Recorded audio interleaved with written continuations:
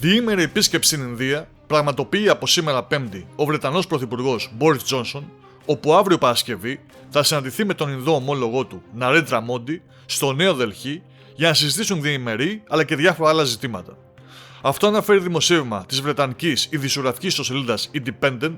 η οποία αντλεί πληροφορίες από το Associated Press, επισημαίνοντας ότι όπως όλοι φυσικά γνωρίζουμε, το κύριο θέμα που καίει τη Μεγάλη Βρετανία αλλά και όλη τη Δύση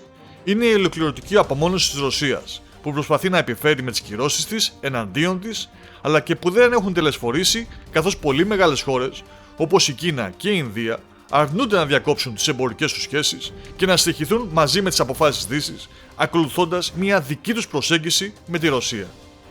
Και αν και το δημοσίευμα αναφέρει ότι κατά τη διάρκεια της επίσκεψης του Μπόρις Τζόνσον στην Ινδία θα γίνει προσπάθεια εμβάθυνσης των εμπορικών και αμυντικών δεσμών των δύο χωρών, όπως προείπαμε, το κύριο πιάτο είναι η Ουκρανία και οι κυρώσεις της Δύσης στη Ρωσία. Πάντως μέχρι στιγμής, αν και η Ινδία χαρακτηρίζει την κατάσταση στην Ουκρανία ως πολύ ανησυχητική και όπου βρεθεί και όπου σταθεί κάνει έκκληση για ειρήνη, δεν δείχνει όμως να συμμερίζεται το σχέδιο της Δύσης για ολική απομόνωση της Ρωσίας, η οποία δεν θα πρέπει να ξεχνάμε ότι είναι μια τεράστια σε μέγεθος χώρα. Και αν, όπως έχουμε ξαναπεί, η Ρωσία βρίσκει στήριξη σε Ινδία και Κίνα, που είναι και αυτές δύο τεράστιες σε μέγεθος χώρες και δύο τεράστιες αγορές, με συνολικό πληθυσμό 2,8 δισεκατομμυρίων ανθρώπων,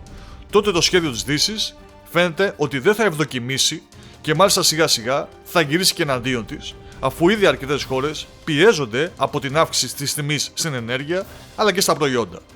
Τέλος, δεν θα πρέπει να ξεχνάμε ότι η Ινδία υπήρξε για πολλά χρόνια αποικία της Μεγάλης Βρετανίας και είναι προφανές ότι αυτό οι Ινδοί το θυμούνται πολύ καλά και σίγουρα τους δυσαρεστεί έντονα να τους φέρεσαι ως μια χώρα που μπορείς να τους δίνεις εντολές.